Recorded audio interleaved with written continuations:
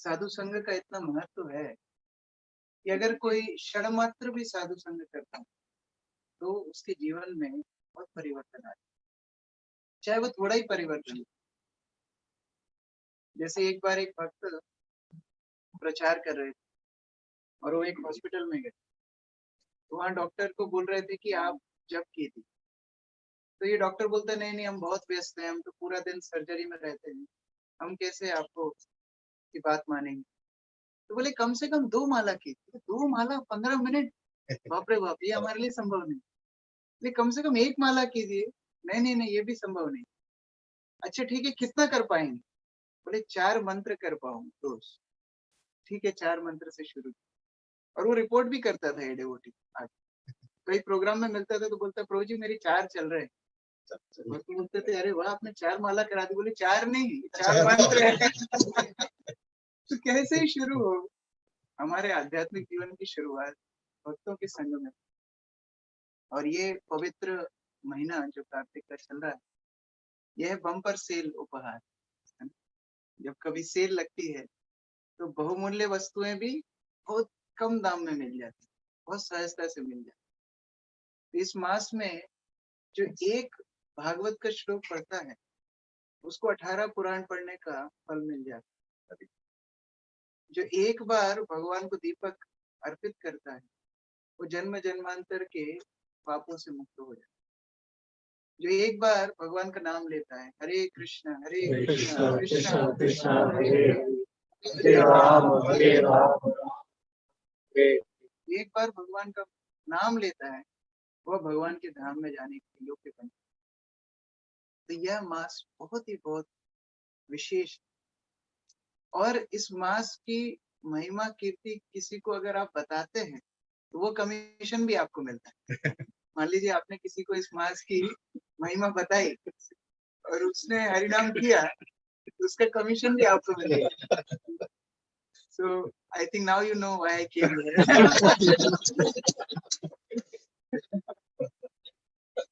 जो भी हम करते हैं हम अपना फायदा देखते हैं। इसको बोलते व्यवसाय। व्यवसाय बुद्धि मीन्स जहां भी व्यापारी जाता है वहां व्यवसाय भी। लेकिन कृष्ण गीता में बोलते हैं व्यवसाय तो हमें करना है, लेकिन व्यवसाय आत्मिका बुद्धि, आत्मा आत्मिका बुद्धि, जिससे आत्मा का उत्थान हो, ऐसा व्यवसाय। ऐसी वस्तुओं का व्यवसाय जो नश्वर है, जो क्षणिक है, ऐसे व्यवसाय से हमारा लाभ नहीं। जो वस्तुएं हमारे साथ चलेंगी, इंग्लिश में एक कहावत है, don't go for temporary blast, Aspire for things that ever last. ऐसी वस्तुओं का प्रयास करें जो हमेशा हमारे साथ, जो हमेशा की हमारी संपदा बने। यह भक्ति की श्रेष्ठ। इस प्रकार इस पवित्र महीने में हम लोग भगवान के भक्तों का संग ले रहे हैं और भगवान के कीर्तन का, भगवान के नाम का आश्रय लेने का प्रयास कर रहे हैं। ये बहुत ही भाग्य की बात। प्रभुपाद जी कहा करते थे कि यह कृष्ण भावनामृत का जो पाथ है, ये रास्ता है, ये इतना सुगम और सरल है कि हम नाचते गाते खाते भगवत धाम पहुंच जाए। जहाँ की योगी ऋषि मुनि इतनी कठिन तपस्या करते हैं, उसके बाद भी उनकी कोई गारंटी नहीं। 8वें अध्याय गीता में भगवान योगी के बारे में बताया कि किस प्रकार उस योगी को अपनी इंद्रियों को वश में करना पड़ेगा। फिर उत्तरायण के समय, शुभ मुहूर्त के समय, शुक्ल पक्ष के समय, और अपने ब्रह्मरंध्र से अगर वो अक्कड़ बक्कड़ बम्बे वो पूरा उसका सेट हो गया, परम्यूटेशन कॉम्बिनेशन, तो वो हो सकता है ब्रह्म ज्योति तक पहुंच सके। लेकिन भगवान बोलते हैं कि मेरे भक्त इन सब की चिंता नहीं करते, उनकी गारंटी मैं लेता हूँ, मैं समुद्र उद्धारता हूँ, मैं उनका उद्धार। तो अगर जीवात्मा को वास्तविक, he wants to be happy, अगर वास्तव में वो खुश होना चाहता है, आनंदित होना चाहता है, तो भगवान का आश्रय ले। हर व्यक्ति इस संसार में यही खुशी की तलाश में, यही आनंद की तलाश में, हर व्यक्ति खुश होना चाहता है। कोई भी व्यक्ति दुखी नहीं होना चाहता। हम लोग अलग अलग खाद्य पदार्थ खाते हैं। हम लोग उस दिन चर्चा कर रहे हैं, रोजाना अगर कोई राइस दाल खाए तो क्या उसका जीवन निर्वाह नहीं होगा? लेकिन फिर भी नए नए आइटम हम लोग बनाते हैं। विशेषकर पुरुषों की फरमाइश होती है, माता लोग आज क्या नया बना रहे हैं। तो माता लोगों को भी सोचना पड़ता है क्या नया बना। ऐसे ही एक पत्नी एक बार बोलती है कि आज मैं रसम बनाऊं। तो पति बोलते हैं एक काम करो, पहले तुम बना दो फिर हम नाम रख डिसाइड देंगे कर रहे हैं। कि क्या नाम। क्योंकि व्यक्ति हमेशा इंद्र तृप्ति चाहता है हर काम करे। कपड़े एक धोती एक कुर्ता सेम टाइप का अगर आप पहनेंगे तो वो पूरा जीवन निर्वाह कर सकते। फिर भी बड़े बड़े शॉपिंग कॉम्प्लेक्स क्यों है? क्योंकि हम हर वस्तु में हम अपने आप को देखेंगे तैयार होकर के, और कोई दूसरा अगर इतना बोल दे कि प्रभु जी ये शर्ट कहाँ से लेके आए, बस सक्सेसफुल, मिशन सक्सेसफुल। यही हमारा आनंद है। बड़ी बड़ी कॉस्मेटिक इंडस्ट्रीज क्यों चल रही? लोग तैयार हो, आनंदित, लेकिन फिर भी वो लोग खुश नहीं। हर व्यक्ति बहुत अथक प्रयास कर रहा है खुशी खरीदने का, लेकिन वो खुश नहीं हुआ। जितने भी एडवर्टीजमेंट आते हैं, क्या ऐसा कोई एडवर्टीजमेंट आता है कि आप ये प्रोडक्ट लीजिए आपके जीवन में और दुख बढ़ जाएंगे? Everybody is wanting to sell happiness. Why? किस प्रोडक्ट का ज्यादा एडवर्टीजमेंट होता है? जिसकी जितनी demand. Business means demand and supply. क्योंकि हर व्यक्ति आनंद चाह रहा है, इसलिए हर व्यक्ति आनंद बेचने का भी प्रयास है, लेकिन वो आनंद को प्राप्त नहीं। वो एडवर्टीजमेंट कुछ और होता है, प्रोडक्ट कुछ और। जैसे एक बार एक व्यक्ति यमराज के पास पहुंचा और यमराज ने उसको बोला देखो आपने पुण्य भी किए हैं, पाप भी किए, तो आपको स्वर्ग भी जाना है थोड़ा समय, नरक भी जाना, कहाँ पहले जाओ? तो ये व्यक्ति बोलता है कि हम तो इंडिया से हैं, हम सब चख के डिसाइड करते हैं, तो थोड़ा सैंपल दिखा दीजिए। कहाँ जाएंगे, थोड़ा सैंपल दिखा दीजिए तो। तो यमराज स्वर्ग का सैंपल दिखा, ये नदी बह रही है, झरने हैं, सुंदर उपवन। और दूसरा नर्क का सैंपल दिखा, वहाँ क्लब है, डिस्को है, लोग झूम रहे हैं, नाच रहे हैं, ड्रिंक कर रहे हैं। बोलते अरे ये नीरस जगह पे कौन जाएगा, नर्क ही जाते हैं। पहले सुना था स्वर्ग जाना चाहिए, लेकिन मर के किसने देखा? तो पहली बार आए हैं, यही शायद अच्छी जगह है। तो यमराज को बोलता है हमको यहीं जाना है, तो नर्क में उसको जाने के लिए प्रवेश दिया जाता है। जैसे ही वो नर्क में जाता है, यमदूत पकड़ के उसको मारना पीटना शुरू कर देता है। बोलते अरे ऐसी चीटिंग हमारे साथ क्यों हुई? हमने बाहर तो कुछ और देखा था, अंदर तो कुछ और है। यमराज बोलते यही एडवर्टीजमेंट नहीं तो ये आएगा कुछ। नर्क जाने के ये एडवर्टीजमेंट, आप 4 नियमों को तोड़िए, नर्क में जाएंगे। तो वो दिखते हैं बाहर से बहुत आकर्षित, लेकिन अंत उनका बहुत ही दुखद। भगवान गीता में बोलते हैं ये nectar in the beginning, poison in the, शुरुआत में बहुत अमृत जैसा प्रतीत हो, लेकिन अंत में वो बहुत दुख दे। तो उस प्रकार से हर व्यक्ति आनंद की तलाश में है, लेकिन कोई भी व्यक्ति सुखी नहीं। और ऐसे ही व्यक्ति धीरे धीरे धीरे यह सोचते हैं यह दुनिया का कोई अर्थ नहीं, ये दुनिया से हमें छूट करके बाहर चले जाए। हम लोग पुराना एक गाना गाते हैं ना, दुनिया बनाने वाले क्या तेरे मन में समाई, काहे को दुनिया बने। तो ये डिप्रेशन का सूचक है। व्यक्ति ने इतना प्रयास किया आनंद महसूस करने का, लेकिन वो आनंदित नहीं। एक बार एक व्यक्ति इस्कॉन मंदिर में आया और उसको पूरी एल्बम दिखाई गई, कृष्णा पेंटिंग्स। ये पूरी पेंटिंग्स हैं, हमारा कृष्णा आर्ट है। तो पूरी पेंटिंग देख करके उसको पूछा आपकी फेवरेट पेंटिंग कौन सी है? तो वह भी बोलता है, सुबह भी हम चर्चा कर रहे थे प्रभुपाद की फेवरेट पेंटिंग। यह व्यक्ति भी बोलता है महाविष्णु। मुझको लगा है, तो लगा प्रभुपाद की फेवरेट, इसकी फेवरेट कैसे हुई? चलो इसको रीजन पूछते हैं, क्यों आपको फेवरेट लगी है? बोले देखो आदमी सो भी रहा है, सारा काम भी हो रहा है, और पत्नी पैर दबा रही है। ऐसा आनंद अथक प्रयास करने के बाद भी हम तो दुखी हैं, हम आनंदित हो ही नहीं रहे। लेकिन हमारे दुखों का निवारण तब होगा तो हम कृष्ण की सेवा में आए। कृष्ण का नाम है आनंदमय कृष्ण, जो आनंद के स्रोत। कृष्ण गीता में बोलते हैं 4 प्रकार के लोग उनकी शरण। प्रथम है आर्त। हर व्यक्ति अपने जीवन में दुखी। आर्त मतलब जो परेशान, और भगवान का आश्रय लेने का प्रयास यदि करे तो वह सुकृति न बन जाए। दुखी तो हर व्यक्ति है, लेकिन कौन भगवान की सेवा में आता है, यह बड़ी बात। यह स्टैटिस्टिक्स उठाकर हम देखें, ये विश्व में कितनी महिलाओं के साथ छिड़खानी हुई अभी तक, कितना रिकॉर्ड है? किसी को नाम याद रखना संभव है? लेकिन द्रौपदी फेमस क्यों है? क्योंकि ऐसे दुर्व्यवहार के समय कृष्ण का आश्रय। ये दुनिया में कितने बालकों के साथ, बच्चों के साथ गलत व्यवहार हुआ है, एक्सप्लॉइटेड इन चाइल्डहुड, कितना रिकॉर्ड। लेकिन प्रहलाद क्यों फेमस? कृष्ण का आश्रय। कितने जानवरों की हंटिंग दूसरे बड़े जानवर जंगल में कर लेते, बड़ा जानवर छोटे जानवर को खाता है, कॉमन बात। क्या कोई सरकार भी उसका रिकॉर्ड रखती है? चलो, जनसंख्या का रिकॉर्ड मनुष्यों का तो सरकार रखती है, लेकिन क्या पशुओं का रखती है? गजेंद्र क्यों फेमस? भगवान का आश्रय। यदि विपत्ति के समय हम भगवान का आश्रय लेंगे, हमारा जीवन सार्थक है। वो विपत्ति भी अच्छी है ना। हमारे इंडिया में एक ऐड आता है, दाग अच्छे। ये विपत्तियां भी अच्छी है अगर ये भगवान की समीप ले।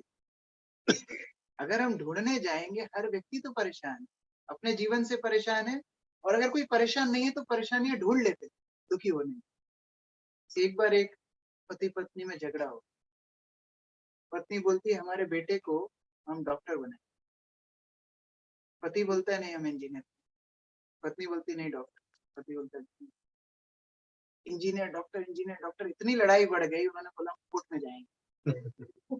कोर्ट में चले गए, दोनों ने वकील हायर कर। अब दोनों वकील अपनी अपनी दलीलें रखने लगे, बहुत लंबा केस चला। जज ने बाद में बोला इसका समाधान बच्चे से पूछो ना, बच्चे को क्या बनना है? बोले जज साहब यही तो दिक्कत है, बच्चा अभी तक हुआ ही नहीं। लोग परेशान ढूंढ ले कैसे दुखी। और इसीलिए जीवन में चाहे कितना पैच वर्क आप समझते हैं। हम टॉम एंड जेरी जब बचपन में देखते थे, आपने देखा होगा, जब जेरी टॉम को मार देता था, ऐसा एक निकल जाता था, फिर वो उसको दबाता था, इधर से निकल जाता था। ये भौतिक संसार है। आप एक विपत्ति को बंद कीजिए, दूसरा खड़ा हो जाए। ये टॉम एंड जेरी का शो भी हमको सिखा सकते। वैष्णव को सारे ग्राही होना है, हर जगह से। आर्त, अगर आर्त भगवान की शरण में चला जाए तो उसका समाधान हो सकता है। जैसे एक बार अमेरिका में कुछ वक्त हरिनाम संकीर्तन करते करते गली गली में जा रहे, इसी बीच एक चोर पुलिस से भागा। कहाँ छुपू कहाँ छुपू कहाँ छुपू। एक भक्त की चादर लेके ओढ़ के संकीर्तन में ही घुस। इससे अच्छे छुपने की और कई जगह नहीं। अच्छा, भक्त जब मंदिर आए तो बोले हम 10 से 11 कैसे लौट के आए? बोलते हैं मुझे आप यहीं रख लीजिए, मैं फुल टाइम मंदिर ज्वाइन करूँ। तो खुश हो जाते हैं, चलो एक नया भक्त मंदिर में आ गया, उसका सिर विर मुंडवा दिया, धोती कुर्ता पहना दिया। अब अगले दिन से उसको सब जप करना सिखा दिया, भागवत सब करने लगा, और अगले दिन से पुस्तक बांटने भी जाने लगा। एक साल निकल, एक साल के बाद पुलिस ने उसको पुस्तक के बाद, अरे तुम तो वही हो जिसको हम उस दिन ढूंढ रहे थे। लेकर के गए, कोर्ट में पेश किए। कोर्ट में जज ने उससे पूछा तुम एक साल तक छुपे कहाँ, क्या कर रहे थे? मैं इस्कॉन मंदिर में था, सुबह 3:30 बजे उठता था, ठंडे पानी से नहाता था, 4:30 बजे मंगला आरती करता था, 2 घंटा बैठ के जप करता था, फिर भागवतम क्लास पढ़ता था, थोड़ा प्रसाद लेकर के दिन भर पुस्तकें बांटता था, शाम को आके मंदिर सफाई करता, फिर गीता पे क्लास होती, फिर मैं सोता था। जज अपना माथा पकड़ता, अरे इतना पनिशमेंट एक साल से मिल गया, और पनिशमेंट की क्या आवश्यकता? तो उसको छोड़ दिया। अर्थ यदि भगवान की सेवा में आए तो उसका जीवन साफल्य। इसका अभूतपूर्व उदाहरण है गजेंद्र। थोड़ी देर पहले गजेंद्र की बात कर रहा था। ये गजेंद्र का वर्णन भागवत में है। इतना विशाल का ये हाथी था कि सिंह भी इससे डरा कर, इसकी गर्जना से सारे जानवर डर। ये उस क्षेत्र का त्रिकुट पर्वत का राजा था। उस स्थान पर जब अपने सारे पत्नियों के साथ, बच्चों के साथ गजेंद्र चलता था तो पृथ्वी पे कंपन होता। इतना विशाल का और इतना शक्तिशाली गजेंद्र। एक दिन ऐसे ही सरोवर में अपने परिवार के साथ वो विहार कर। It was just another normal day. जैसे कि हम लोग मानो अपनी गाड़ी निकाल के ड्राइव पे जा रहे हैं, और उसी समय पर एक क्रोकोडाइल, एक मगरमच्छ आकर के उसका पैर। मुश्किल की बात यह है कि गजेंद्र शक्तिशाली था पृथ्वी, लेकिन मगरमच्छ शक्तिशाली था पानी। और पानी में गजेंद्र और मगरमच्छ का जो युद्ध चल रहा था, इतना भयंकर युद्ध कई वर्षों तक चला, और धीरे धीरे गजेंद्र की शक्ति क्षीण होती। उस समय पर सारे जितनी उनकी पत्नियां थी, बच्चे थे, वो कैसे मदद कर रहे थे गजेंद्र की? कैसे मदद कर रहे थे? वो केवल रो रहे थे। अच्छा, यही मदद है, और कोई मदद नहीं। हमको भी नोटिस आएगा, और उस समय परिवार वाले बस रोएंगे। एक व्यक्ति लॉयर के पास यमदूत आए, तो लॉयर बोलता है, अरे आप क्यों आए? आपका टाइम आ गया, आपको हम लेने के लिए। तो बिना नोटिस के कैसे आ गए? लॉयर लोगों को नोटिस की आदत होती है। यमदूत बोले, कितना नोटिस भेजा आपको, आपको पता नहीं? कैसे? तो पहली बार आपके कमर में जब दर्द हुआ, फर्स्ट नोटिस। आपके बाल जब पकना शुरू हुए थे, सेकंड नोटिस। आपके बच्चे जब आपकी बात नहीं मान रहे थे, थर्ड नोटिस। कितने नोटिस आपको भेजे? इससे ज्यादा नोटिस हम नहीं भेजते हैं। आइए, तो गजेंद्र को सारे परिवार वाले केवल रो रहे, कोई मदद नहीं कर पाते। उस समय उसको पूर्व जन्म का स्मरण। आश्रय तत्व यदि है तो है भगवान श्री कृष्ण। लेना ही है शरण, मदद मांगनी है किसी से, तो ऐसे व्यक्ति से मांगे जो सामर्थ हो। मान लीजिए मैं अगर एक कुर्सी से बंधा हुआ हूँ, मेरे बगल में एक और व्यक्ति कोई कुर्सी से बंधा, क्या वो मुझे छुड़ा सकता है? एक बद्ध जीव दूसरे बद्ध जीव को कैसे छुड़ाए? वो केवल रो सकता है, सहानुभूति दिखा सकता है, गेट वेल सून बोल सकता है, लेकिन हेल्प नहीं कर सकता। जो मुक्त है, मुक्ताय भूरि करुणाय नमो अदा, गजेंद्र प्रार्थना, ये भगवान आप मुक्त है, आप मुझे मुक्त कर, आप मेरी मदद कर सकते।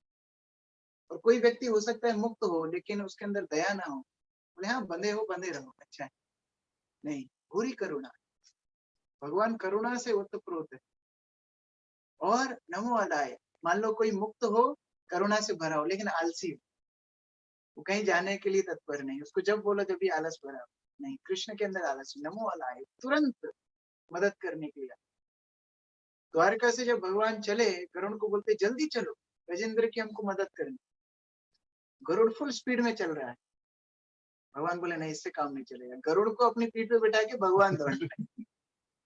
यह भगवान की उत्सुकता होती है, हमारे अर्थ स्थिति से हमको बाहर निकाल। तो अगर जीवन में आश्रय लेना ही है, भगवान का ले। भगवान बोलते हैं ऐसा अर्थ सुकृति ना। दूसरा होता है अर्थहार, जो अर्थ की कामना करे।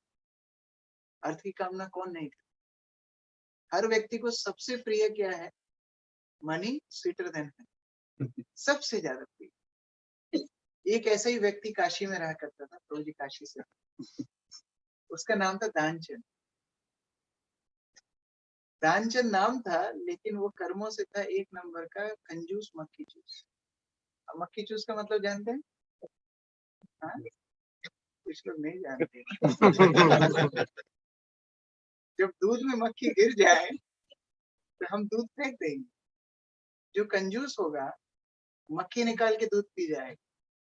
लेकिन जो महाकंजूस मक्खी चूस है, वो देखेगा कि मक्खी के कपड़ों में कुछ दूध लग गया, तो मक्खी को उठा करके, हरे कृष्ण, इसको बोलते हैं कंजूस मक्खी। तो उसका नाम था दानचंद, लेकिन वो था एक नंबर का मक्खी चूस। तो उसकी पत्नी बड़ी परेशान रहती थी कि अरे ये कोई दान धर्म नहीं करते, वो भी कंजूसी थी, लेकिन दान धर्म कुछ नहीं करते। बाद में इनको कहा यमदूत पकड़ के लेके जाएंगे। एक दिन पत्नी बोलती है, आप थोड़ा दान धर्म किया। बोले दान धर्म बड़ा खर्चा होता है, दान धर्म हमसे नहीं हो, तो क्या करो?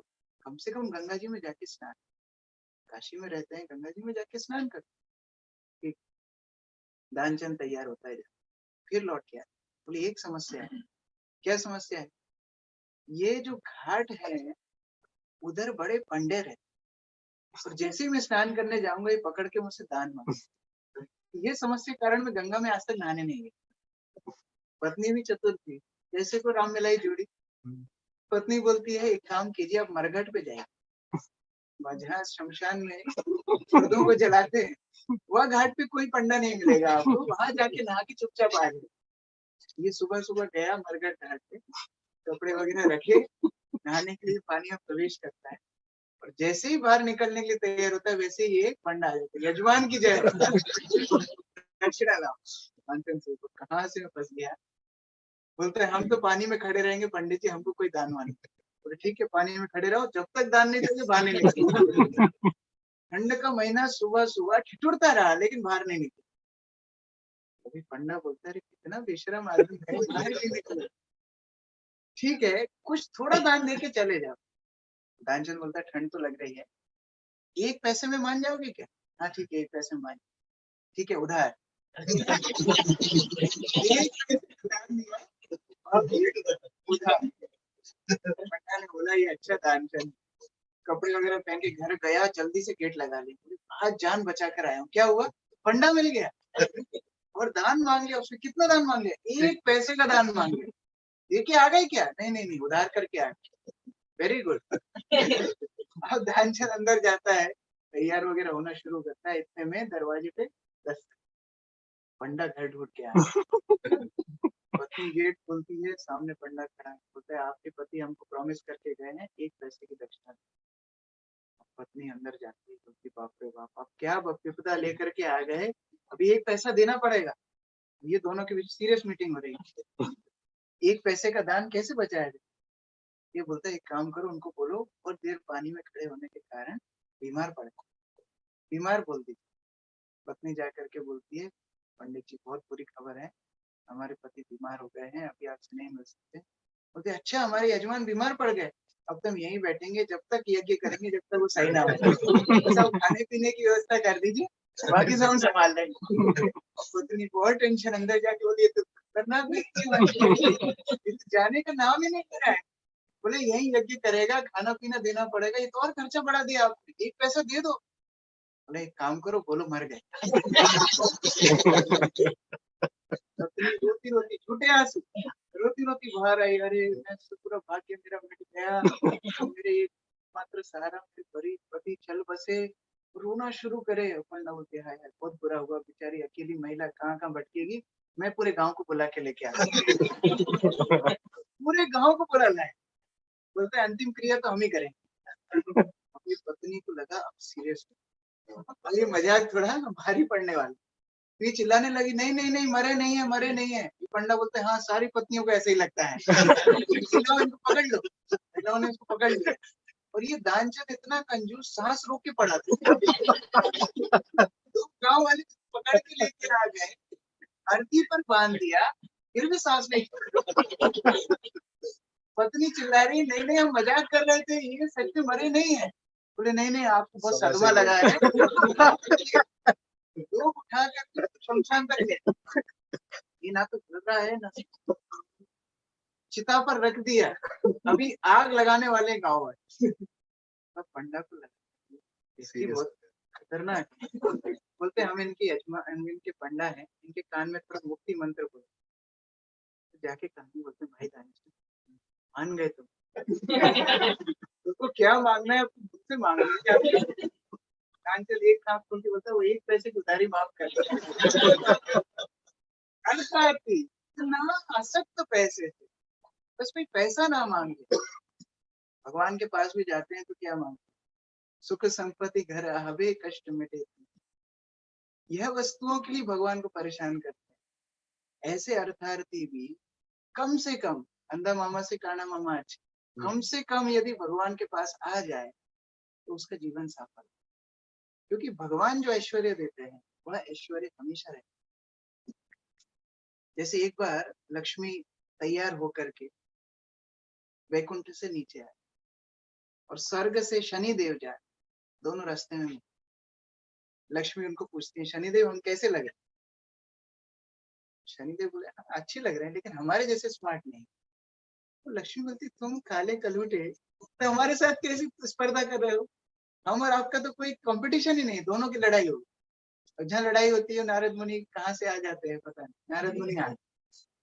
नारद मुनि को दोनों ने मैटर बताया, देखो इतना सीरियस अभी मैटर है, एक लक्ष्मी है एक शनि है, दोनों ही पावरफुल है, दोनों बोल रहे हैं कौन सुंदर है आप बताओ। नारद मुनि ने बोला अभी अभी हम भौतिक जगत से आ रहे हैं, पृथ्वी से आ रहे हैं, वहां हमने देखा है फैशन शो होता है, लोग चल के बताते हैं। तो आप थोड़ा दोनों चल के बताइए कैसे चलेंगे थोड़ा। तो शनिदेव पहले चल के बताते, फिर लक्ष्मी थोड़ा दूर चल के बताते। नारद को पूछा जाता है बताइए कौन सुंदर। नारद मुनि बोलते हैं लक्ष्मी जी अब जब आप आ रही थी बड़ी सुंदर लग रही, शनिदेव आप जब जा रहे थे बड़े सुंदर लग रहे।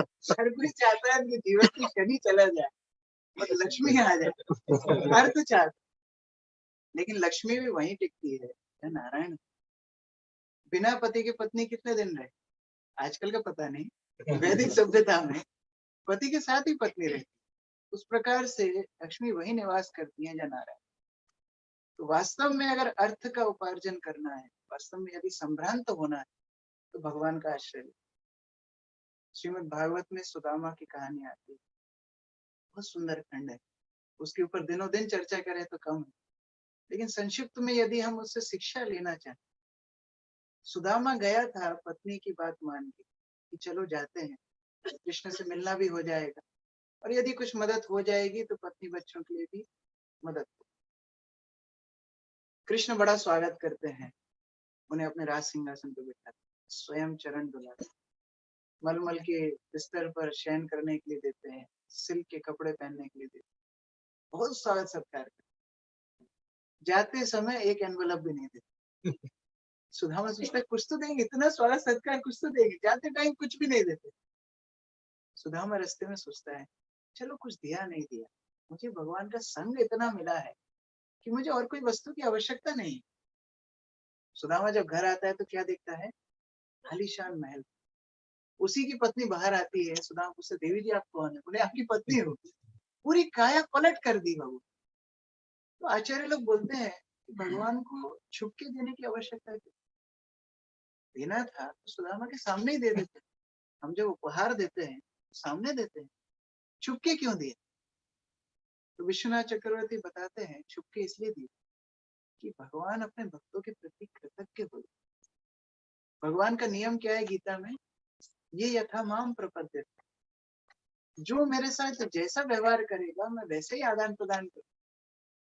भगवान को ज्यादा मैथ्स नहीं आता, 10%, 20%, 30% ग्वाल बाल है ना, उनका एक ही हिसाब है, पूरा दो पूरा लो, यही हिसाब। तो सुदामा ने अपना सब कुछ दिया, अब कृष्ण को क्या देना चाहिए, सब कुछ देना चाहिए।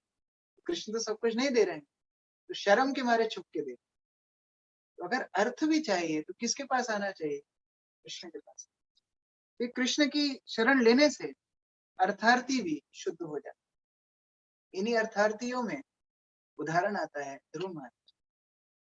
ध्रुव महाराज की अभिलाषा क्या थी, हमारी अभिलाषा क्या होती है, एक आईफोन, एक मैकबुक, एक कार, एक नौकरी, यही अभिलाषा है। ध्रुव महाराज की अभिलाषा थी ब्रह्मा से बड़ा साम्राज्य। अब ब्रह्मा 14 भुवन के सबसे उच्च लोक में रहते, ब्रह्मा यहाँ की सृष्टि करते, तो उनसे बड़ा लोक यानी भौतिक संसार से भी बड़ी आसक्ति, ऐसी ध्रुव महाराज जैसे एम्बिशन किसी का नहीं। लोग बोलते हैं आप भक्ति में आएंगे सब एम्बिशन भूल जाएंगे, आप बहुत क्या बोलते हैं, you will be lazy, you will be small minded. हमारे पास उदाहरण है Dhruv Maharaj, such a ambitious person, he wanted kingdom greater than Brahma. इससे बड़ा एम्बिशन और क्या हो सकता, भगवान ने पूरा किया। जब भगवान सामने आए ध्रुव बोलते नहीं नहीं हमको और कुछ नहीं चाहिए, आपका दर्शन हो। बोलते नहीं, अगर मैं तुमको कुछ दूंगा नहीं ना तो ये कन्हैया देश के लोग भक्ति करना छोड़ देंगे। उनको लगेगा भगवान की भक्ति करने से कुछ नहीं मिलेगा, तो आपको हमको देना ही पड़ेगा, और आपने जो मांगा है वही देंगे। हमारे ब्रह्मा से बड़ा साम्राज्य है वैकुंठ, आपको वैकुंठ, स्पेशल वैकुंठ का एक भाग श्वेत द्वीप का राजा बनाते हैं ध्रुव को, और वो ध्रुव तारा हम लोग दर्शन, सारे ग्रह ध्रुव लोक के आसपास मंडरा, ऐसा साम्राज्य भगवान ने ध्रुव को। तो अर्थ लेना भी है तो भगवान के पास जाके ले, ये आदान प्रदान किससे करना चाहिए ये भी हमको पता।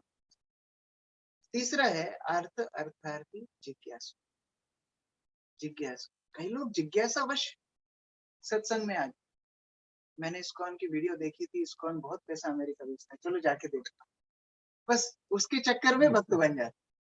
आकर के देखता है कि इतना सुंदर परिवेश है, इतना शुद्ध भक्त है, इतना सुंदर रूप से भगवान की अर्चना निस्वार्थ भाव से कर रहे हैं। यह देख करके हृदय परिवर्तन।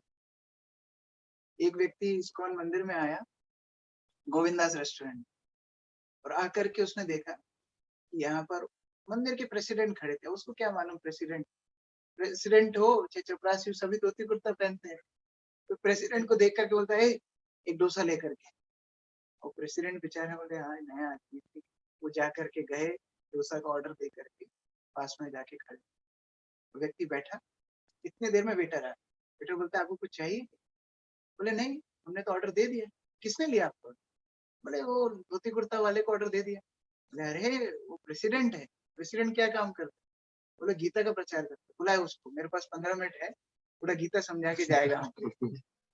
तो प्रेसिडेंट को बुलाता है, प्रेसिडेंट सामने बैठा।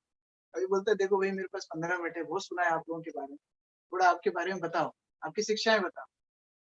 ये बोलते हैं, देखो गीता का सारा आपको 15 मिनट बता, जो हम डिसाइड करेंगे वो कभी नहीं होगा। पहली शिक्षा, उसका डोसा का पहला वो कौर ही मुंह में नहीं था, वो छोड़ दिया उसने। बोले आप सही बात बोल रहे हैं, आज ही मेरी नौकरी गई। आगे बताइए। तो जिज्ञासावश आया, बाद में 15 मिनट बाद माला लेकर के गए। तो इस तरह जिज्ञासा से आदमी आते हैं, कृष्ण भक्त बन जाए।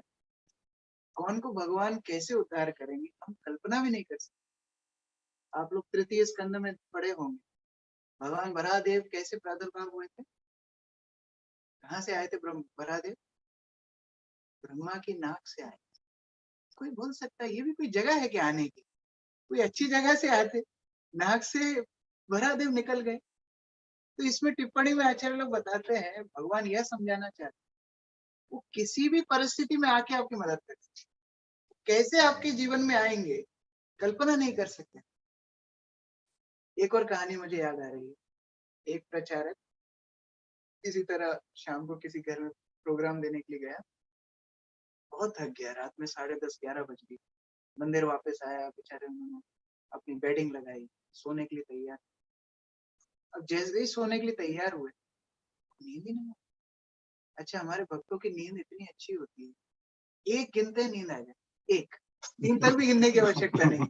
लोग स्लीपिंग पिल्स ले लेके परेशान है, हमारे भक्त एक गिनना है बस, नींद आ जाए। लेकिन उस दिन इतना थकने के बाद भी उस ब्रह्मचारी को नींद ही नहीं आई। बहुत प्रयास किया, अलट पलट, बहुत, 12 बज गया। क्या करे क्या करे, उसको सोचे चलो किसी को फोन लगा, क्या करे, नींद तो आ नहीं रही। कौन जागा होगा रात में 12 बजे, कॉन्टेक्ट लिस्ट में देखते। उसने कहा ये स्टूडेंट बहुत टाइम से प्रोग्राम्स में नहीं आ रहा, इसको ही फोन लगा देते, ये जाग रहा होगा रात। 12 बजे उसको फोन लगाया, उसने उठा भी ली। प्रभु जी आपका फोन? बोले हाँ, मेरे को नींद नहीं आ रही थी, कैसा चल रहा है? सब बढ़िया प्रभु जी, कल एग्जाम है, सब है बढ़िया। बात हो गई, फोन रख दिया।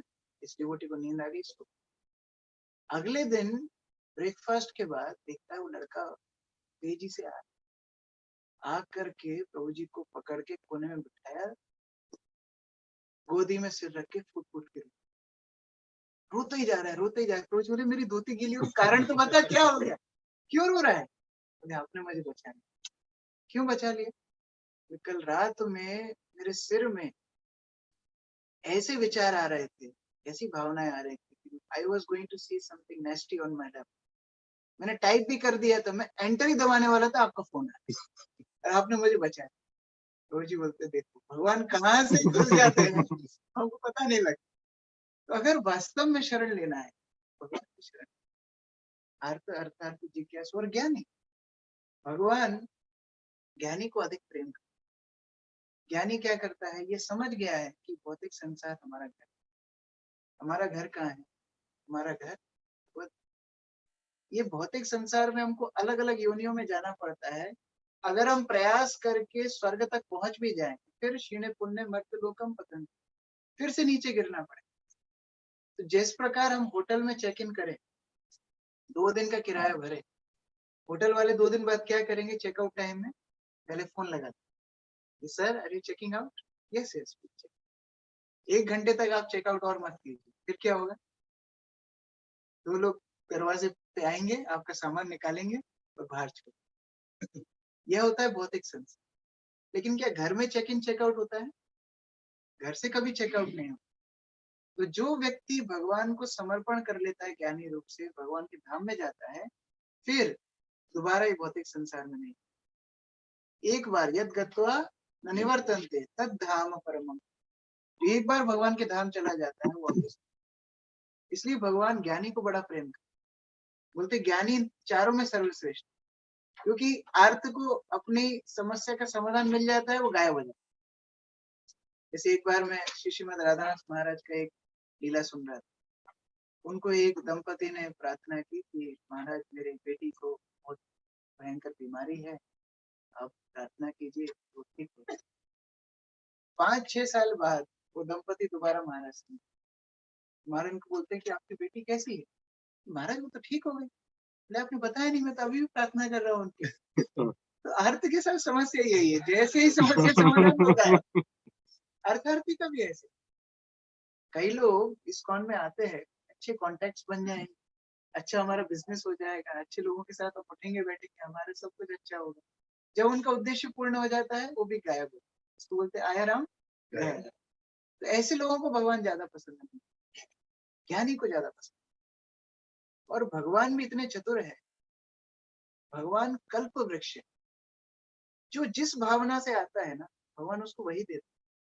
भगवान को हम मूर्ख नहीं बना सकते। कोई यदि संपत्ति के लिए भगवान के पास आए, भगवान संपत्ति लेके छोड़। मान लीजिए कोई व्यक्ति आपके द्वार पर आए पैसे मांगने, आप उसको अपना घर थोड़ी देंगे, आप थोड़ी सी भिक्षा दे करके उसको रवाना कर दें। इसी प्रकार भक्ति इतनी सस्ती नहीं, क्योंकि भक्ति मिलने से भगवान भक्त के वशीभूत हो जाते हैं। तो भगवान ऐश्वर्य दे देंगे, धन दे देंगे, योग सिद्धि दे देंगे, मुक्ति दे देंगे, लेकिन भक्ति नहीं, क्योंकि उनको पता है इसके मन में दोष है, इसके मन में मिथ्याचार, there is hypocrisy in his mind. भगवान भी इस चीटर्स में सबसे बड़े चीटर भगवान। जैसे एक बार एक घर में एक अतिथि आए। अब अतिथि जैसे ही आते हैं वैसे ही एक भावना आती है कि अतिथि तुम कब जाओगे, ये भावना आती है। मुझे लगता है शिवम में भी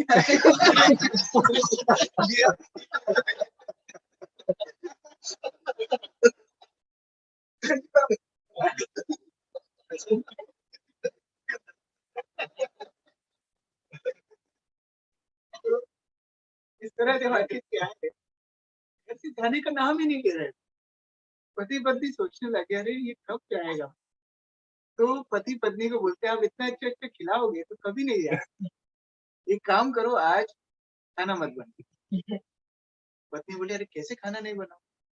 एक काम करते हैं हम दोनों लड़ाई करते, तो लड़ाई लड़ाई में इतना लड़ाई बढ़ा देंगे कि तुम बर्तन फेंकने लगना, बोलना आज मैं खाना नहीं बनाऊंगा। हाँ, ये आइडिया। दोनों लड़ाई करने लगे, अब चिताचूर शुरू हो गई, बर्तन फेंकने लगे, सामान फेंकने लगे, सब नाटक चल रहा है। ये अतिथि सोचा अरे अब घर में लड़ाई हो गई है, खाना वाना कुछ मिलेगा नहीं, एक काम करो यहाँ से चले जाए। तो वो अपना बैग वैग उठा करके दरवाजे से बाहर। जैसी दरवाजे की आवाज सुनी पति पत्नी सोचा अरे मिशन सक्सेसफुल, दोनों खुश होने लगे। पति बोलते तुमने क्या एक्टिंग की, लेकिन तुम रोने लगी।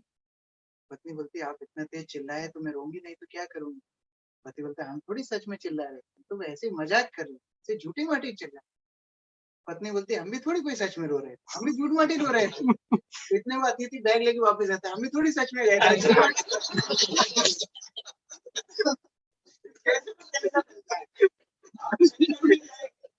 भगवान के छल, आप सोचेंगे हम भगवान को पागल बना देंगे, भगवान उस छल क्रिया में सब सर्वश्रेष्ठ है। इस प्रकार से अगर भगवान के पास आना है, पवित्र भाव से आना है कि भगवान आज से हम आपके, जब हम इस प्रकार का भावना रखेंगे तो भगवान भी अपने आप को दे दे। जो हम हर रोज ये दामोदर महीने बना रहे, माता यशोदा और कृष्ण के बीच में पवित्र संबंध को देख रहे हैं, ये क्या है? नंद और यशोदा ने सर्वस्व कृष्ण को दिया। मान लीजिए आपके पास रोजाना आपके बेटे की कंप्लेन है स्कूल से, कितने माँ बाप है कि उसको प्रेम करते रहेंगे, कभी डांटेंगे? माता यशोदा हर रोज कंप्लेन आती, कृष्ण के प्रति उनका अनुराग बढ़ता है।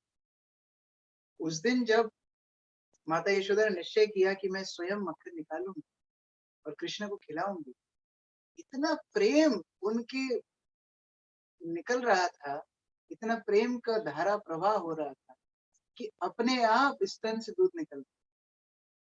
क्या किसी माता के इस तरह हुआ है इस शास्त्र में जो लिखा है? कभी नहीं। इतना प्रेम माता यशोदा कृष्ण, और कृष्ण की हर क्रिया को वो गाती थी। कौन माता अपने बेटे की लीला को गाती? लेकिन कृष्ण के प्रति यशोदा का इतना असीम अनुराग, अपने आप को सर्वस्व समर्पण कृष्ण के लिए कर दिया, और इसीलिए कृष्ण ने यशोदा से बंधना स्वीकार। हर किसी के बंधने में कृष्ण नहीं आता। हम भगवान को नहीं बांध सकते, माया ने हमको बांधा, लेकिन ऐसी भक्ति यशोदा और नंद की थी, कृष्ण को बांध। और बाद में ये छोटा सा बालक 1-2 दिन की बात बोल के मथुरा चला जाता है। कितना त्याग है माता यशोदा और नंद, कितना त्याग। कोई बोल सकता है कि अरे इतना ही इनको प्रेम था तो इनका शरीर क्यों नहीं छूट गया? इतना ही वियोग था, दशरथ महाराज के प्राण छूट गए रामचंद्र जब गए, तो इतना ही प्रेम था, माता यशोदा और नंद के प्राण क्यों नहीं छूटे? उनका प्रेम और उत्कृष्ट। वो यह सोचते थे यदि कृष्ण वापस आ गए और उसने देखा हम दोनों नहीं है, उसको कितना दुख। इतना समर्पण, इतना त्याग। प्रेम मतलब ही है त्याग। प्रेम का अर्थ शोषण नहीं।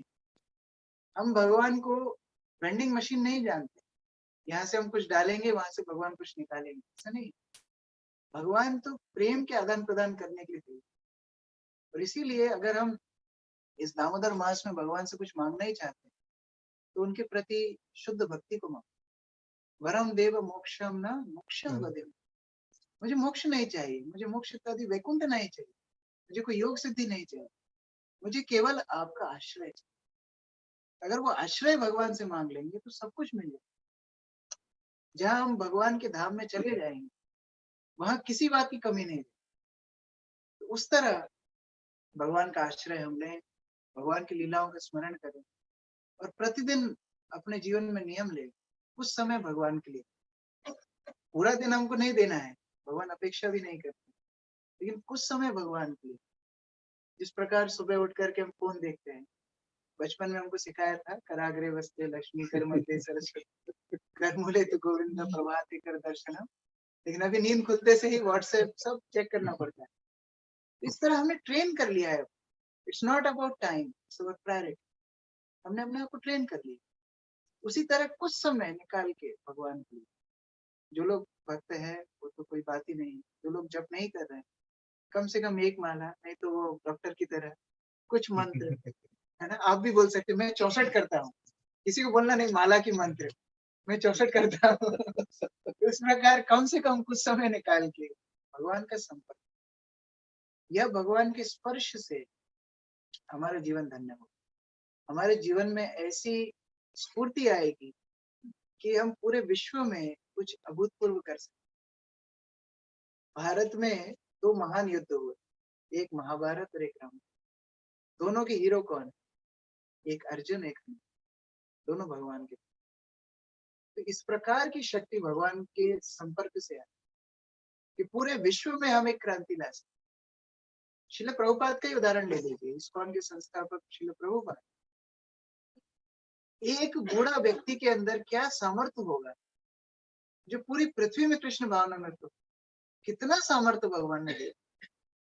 कौन बिजनेसमैन, प्रभुपाद खुद प्रवचन में बोलते हैं, हिंदी प्रवचन बोलते, आप लाइए कोई बिजनेसमैन 40 रुपए लेके गया हो विदेश में, 10 साल के अंदर 100 से अधिक ब्रांचेस खोल और लाखों लाखों अनुयायी उनके पास आकर की सेवा। तो भौतिक नेता क्या करेंगे? भारत में कोई नेता होता है उसकी मूर्ति बना दे, बड़ा सम्मान का विषय है अपनी मूर्ति बने, लेकिन क्या होता है उस मूर्ति के ऊपर चिड़िया आके अपना नित्य क्रिया, और वो नित्य क्रिया कर करके जब ऊपर ढेर बन जाता है और उनकी जयंती के दिन म्युनिसिपल कॉर्पोरेशन से एक स्वीपर भेजा जाता है। वो स्वीपर जिस झाड़ू से नाली साफ करता है उसी से मूर्ति साफ करता है। और वो पूरा जब साफ कर देता है, अगले दिन भ्रष्ट नेताओं की भीड़ लगती है, जो खुद का फोटो बड़ा चाहते हैं मूर्ति से। ऐसे भ्रष्ट नेता उसको माला पहनाते हैं, वह फोटो अखबार में आता है और वह अखबार से माता है अपने बच्चों को साफ कर। ये होता है। इसके विपरीत श्रील प्रभुपाद का स्थान देखिए, पृथ्वी में जितने नगर ग्राम है वहां प्रभुपाद की आराधना, कोई ना कोई प्रणाम कर रहा है, दंडवत कर रहा है, नमो विष्णु पदाय कृष्ण कृष्णाय भूतले श्रीमते नमस्ते।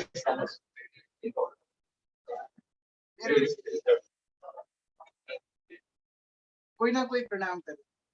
प्रभुपाद की मूर्ति अष्ट धातु की मूर्ति होगी, पंचामृत से उसका अभिषेक, और यदि उसका पिक्चर आपके घर में है, आप क्या उसको कितने सम्मान से रखें। तो अगर वास्तव में सम्मान भी चाहिए तो भक्त बनने से बड़ा सम्मान इस सृष्टि में और कोई। तो भगवान अपने भक्तों को इतनी शक्ति दे देते हैं। प्रभुपाद बोलते थे, तुम क्या पाकिस्तान एक टुकड़े के लिए रोते हो। प्रभुपाद भारत में प्रवचन करते, तो पाकिस्तान पाकिस्तान क्या रोते रहते हो। मैं अकेला भारतीय पूरी दुनिया को भारतीय संस्कृति सिखा दिया है, यदि आप सब मुझसे मिल जाओगे पूरे विश्व को भारत बना दे। यह शक्ति भगवान ने भक्तों को दी।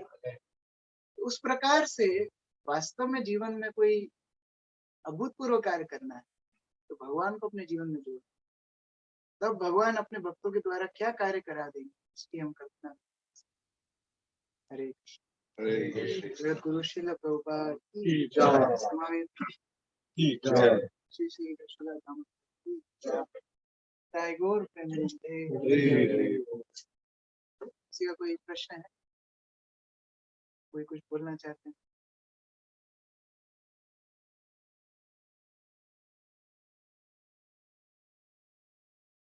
माता जी प्रश्न। प्रभु जी हरे कृष्ण। ये जूम में कोई प्रश्न ले सकते हैं प्रभु जी? जूम से। हरे कृष्ण।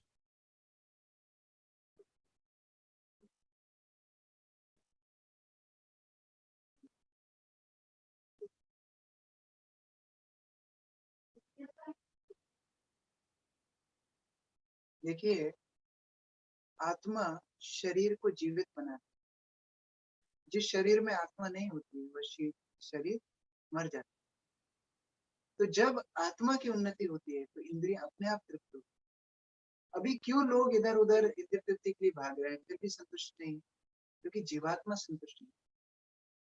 मान लीजिए एक मोबाइल है, ये मोबाइल है, मोबाइल कैसे चलता है, बैटरी से चलता है। मान लीजिए मैं इसको निकाल के बैटरी निकाल दूं और एक स्लाइस पिज्जा का लगा, तो पिज्जा तो इतनी अच्छी चीज है, मोबाइल को क्यों पसंद नहीं है, उसका खाना नहीं। इसी प्रकार जीवात्मा का खाना है अध्यात्म, भक्ति, भक्तिमय सेवा। जब तक वो सेवा में संलग्न नहीं होता है उसकी बैटरी नहीं मिल रही। जब बैटरी नहीं मिल रही है तो सारी इंद्रियां अतृप्त है। और यही खोज में जीवात्मा इधर उधर। छोटे बच्चे होते हैं ना, उनको जब भूख लगती है उनको समझ में नहीं आता, वो छोटी छोटी बात पे चिढ़ते हैं, खिलौने के लिए रोते हैं, वो इधर उधर भागने के लिए रोते हैं। माता थोड़ा भोजन खिला देती है, संतुष्ट होकर सो जाती। इसी प्रकार जीवात्मा छोटे बच्चे की तरह है, उसको समझ में नहीं आ रहा है कि उसकी इंद्रियां क्यों अदांत है, क्यों संतुष्ट नहीं है, क्योंकि भगवान की भक्ति में। जिस दिन भगवान की भक्ति हम करने लगेंगे, हार ना करी हो मन, मन में कोई आशय नहीं। शिल प्रभुपाद का हम उदाहरण दे रहे थे। इस प्रकार कोई व्यक्ति हो जो इतनी बड़ी संस्था चला रहा हो, कल्पना कीजिए कोई व्यक्ति की दुकान होती है, छोटा बिजनेस होता है, वो भी कितना बिजी रहता है। इस प्रकार कोई व्यक्ति हो जिसका पूरे विश्व में संस्था चल रही हो, उसके मन में कितना स्ट्रेस होना चाहिए, उसके मन में कितनी प्लानिंग होनी चाहिए, उसके मन में कितने लक्ष्य होने चाहिए, how much ambitious he must be.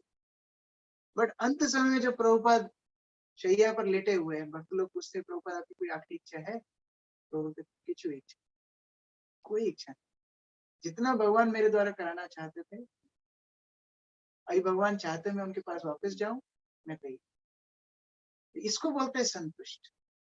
भुक्ति मुक्ति सिद्धि कामी सकल अशान, कृष्ण भक्त निष्काम।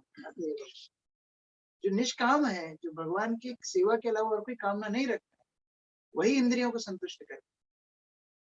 वास्तविक इंद्रियां तभी महोत्सव बनाती हैं जब आंखों से भगवान का दर्शन हो, जब हाथों से उनकी सेवा हो, जब मन से उनका स्मरण, वाणी से उनका गुणगान, तभी इंद्रियां वास्तव में महोत्सव बने। लेकिन जब इंद्रियां भगवान की सेवा में नहीं लगती हैं, तो फिर हम लोग वह इधर उधर वह लक्ष्य को भटकते हुए ढूंढते। ठीक है, और कोई कुछ बोलना चाहते? मुझे प्रश्न नहीं, जिज्ञासा है।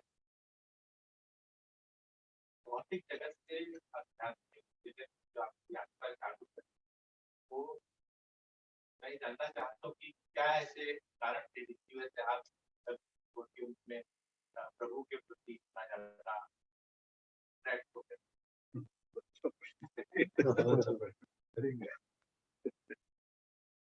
देखिए, अगर हम किसी भी कार्य को सिद्ध करना चाहते हैं, तो उसके लिए गंभीर बनना बहुत।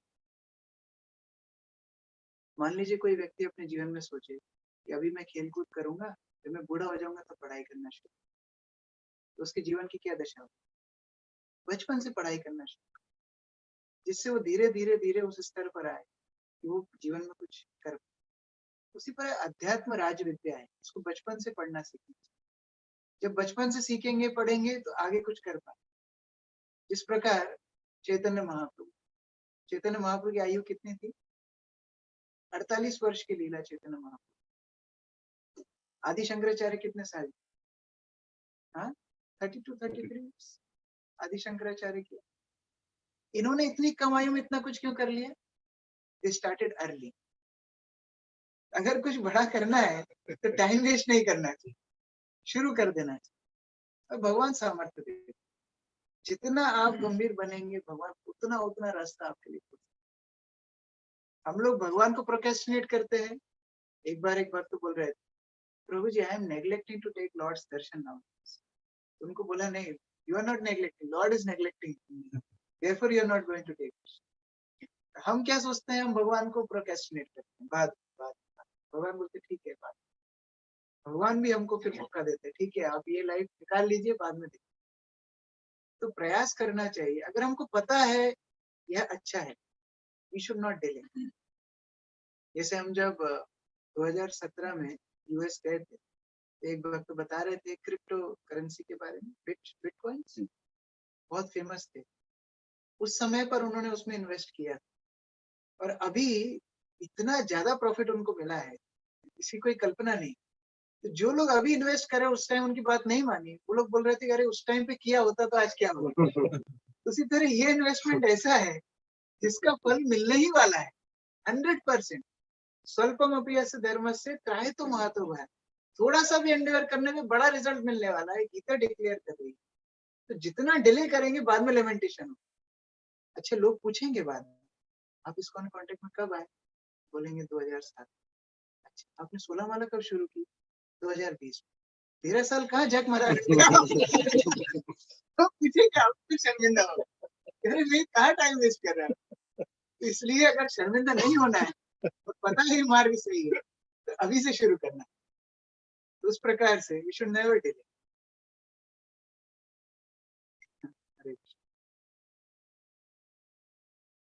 और कोई बात नहीं?